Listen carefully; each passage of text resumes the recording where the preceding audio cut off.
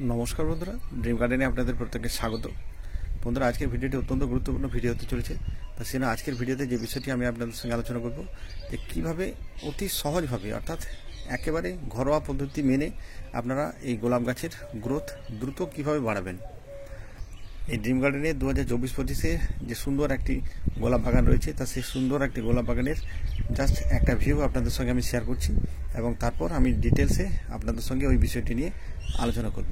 তা দেখুন আমার যে সমস্ত গোলাপ গাছ রয়েছে না এর আগে যে ভিডিও আমি আপনাদের সঙ্গে শেয়ার করেছিলাম তখন কিন্তু এগুলো সব কুড়ি ছিল এবং সেই কুড়ি কিন্তু আস্তে আস্তে বন্ধুরা দেখুন একেবারে ফুলে রূপান্তরিত হয়ে গেছে এবং শুধু ফুল নয় একেবারে গাছ ভরা ফুল যাকে বলে। দেখুন কি বড় বড় ব্রাঞ্চ এবং কত সুন্দর সুন্দর সব ফুল একবারে বন্ধুরা ঝাঁকে ঝাঁকে ফুল যদি বলা হয় তা ঠিক একেবারে সেরকম ধরনের ঝাঁকে ঝাঁকে ফুল কিন্তু চলে এসেছে। এই কুড়িগুলো কিন্তু আগে আমি দেখিয়েছিলাম তা সেই কুড়ি কিন্তু এখন অলরেডি ফুলে রূপান্তরিত হয়ে গেছে। দেখুন এই সাইডে দেখায় প্রচুর পরিমাণে ফুল আছে এবং শুধু ফুল নয় ফুলের যে সাইজ দেখুন এই ফুলের সাইজ কিন্তু আপনাদের অবাক করবে। ফুলের কালারের সঙ্গে সঙ্গে যে বিরাট বড় বড় যে সাইজ দেখুন বিরাট বড় আকারের যে ফুল তা এই ধরনের ফুল কিন্তু আমার বাগানের মধ্যে রয়েছে এবং দেখায় অজস্র কুড়ি ছিল এবং সেই কুড়ি কিন্তু ধাপে ধাপে ধাপে ধাপে কিন্তু অনেক ফুলে কিন্তু পরিণত হয়ে গেছে। দেখে নিন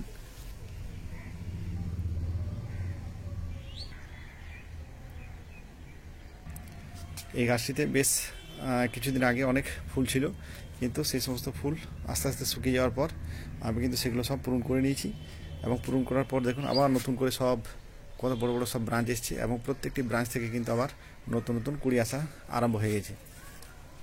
দেখুন একেবারে গাছ ভরে কিন্তু কুড়ি আবার বন্ধুরা আসা আরম্ভ হয়ে গেছে এবং এগুলো হয়তো আর কিছুদিনের মধ্যেই আবার আমার বাগানকে কিন্তু একেবারে সুশোভিত করে তুলবে। আর আরেকটা কথা আপনাদের সঙ্গে শেয়ার করি না দেখুন এরকম গোলাপ বাগান করার জন্য বা এরকম গোলাপ গাছ তৈরি করার জন্য আপনাকে স্পেশাল কোনো গ্রোয়ার হওয়ার কোনো প্রয়োজন নেই। জাস্ট সিম্পল কিছু স্টেপ একেবারে সহজভাবে আপনারা যদি করতে পারেন তাহলেই কিন্তু এরকম ধরনের গাছ বন্ধুরা আপনারা করতে পারবেন। না গোলাপ গাছ করতে সবথেকে বেশি যেটা প্রয়োজন না সেটা কিন্তু খাবার দাবার পরিচর্যা এইগুলো নয় না গোলাপ গাছ করতে গিয়ে সবথেকে বেশি যেটা প্রয়োজন না সেটা হচ্ছে ধৈর্য। না একেবারে শুরুর থেকে আমি যে কথাটা বলে আসি আপনাদেরকে না শুরুর দিকে কিন্তু ফুলের জন্য আপনারা তাড়াহুড়ো করবেন না, আগে গাছকে রেডি করুন।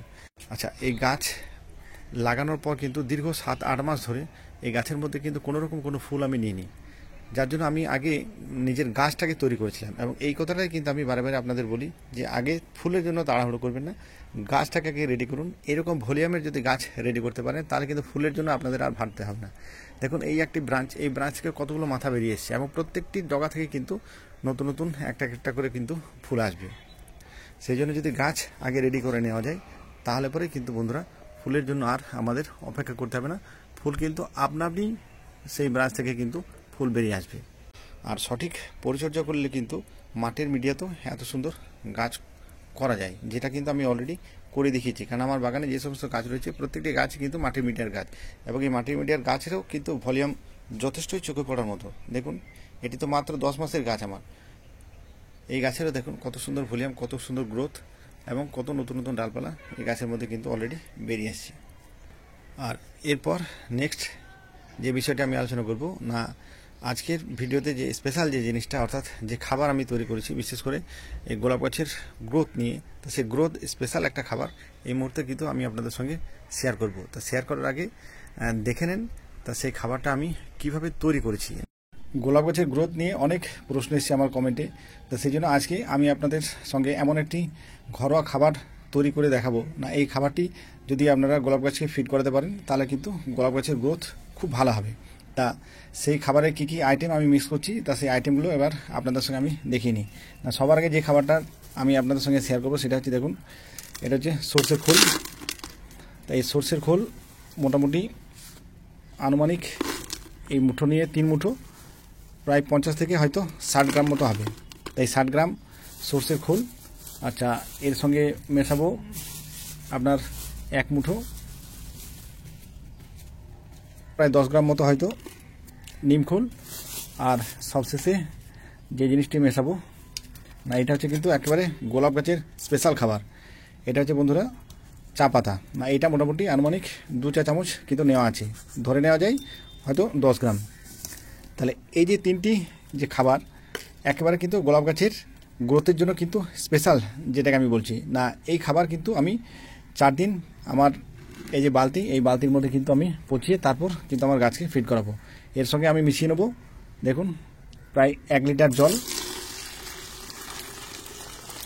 এবার আমাকে যে কাজটি করতে হবে না, এই যে খাবারটি যাতে খুব দ্রুত ডিকম্পোজ হয়ে যায়, তো সেই জন্য কিন্তু বারে বারে যে জিনিসটা করতে হবে সেটা কিন্তু বারে বারে এই যে খাবার, এই খাবারটিকে কিন্তু আমাকে নাড়িয়ে দিতে হবে। মোটামুটি দিনে 3 থেকে 4 বার যদি এই খাবারটি নাড়ানো যায় তাহলে কিন্তু খুব দ্রুত এই খাবারটি তৈরি হয়ে যাবে।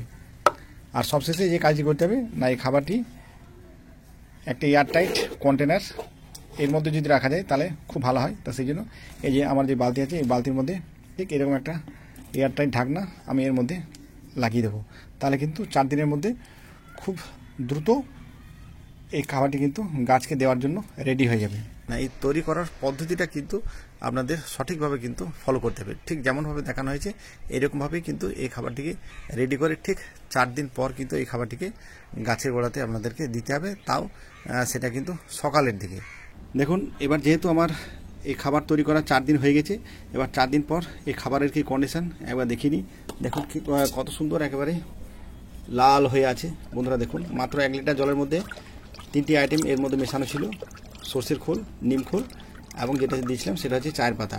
একটা জিনিস মনে রাখবেন, চায়ের পাতা যেটা দেবেন এটা কিন্তু একেবারে চা পাতা যেটা সেটা দেবেন, কারণ চা করে নেওয়ার পর যে পাতা যদি আপনারা দেন তাতে কিন্তু কারণ চা করার পর সেই চা পাতার যে সমস্ত আপনার নিউট্রিয়েন্ট সেগুলো কিন্তু ম্যাক্সিমামটাই জলের সঙ্গে বেরিয়ে যায়। তা সেই জন্য চেষ্টা করবেন বাজার থেকে একেবারে চা পাতা কিনে সেই চা পাতা যদি দিয়ে এইরকম লিকুইড খাবার তৈরি করতে পারেন, তার ইফেক্ট কিন্তু তুলনামূলকভাবে অনেক বেটার হবে এবং অনেক ভালো হবে।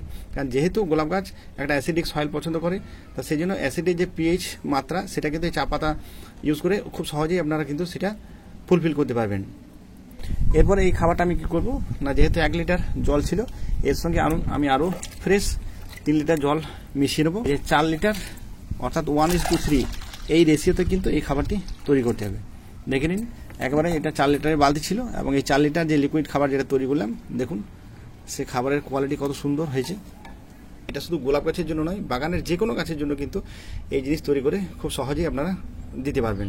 বলবো এই যে খাবার যেটা আপনাদের দেখালাম, এই খাবার কিন্তু গাছকে ফিড করবেন সকালের দিকে এবং সপ্তাহে মাত্র 1 দিন, এবং আর্লি মর্নিং এই খাবার কিন্তু গাছকে দিতে হবে। এবার এই খাবারটি পরিমাণ মতো নিয়ে আমি সরাসরি আমার যে গাছ আছে সেই গাছের মধ্যে কিন্তু আমি দেবো।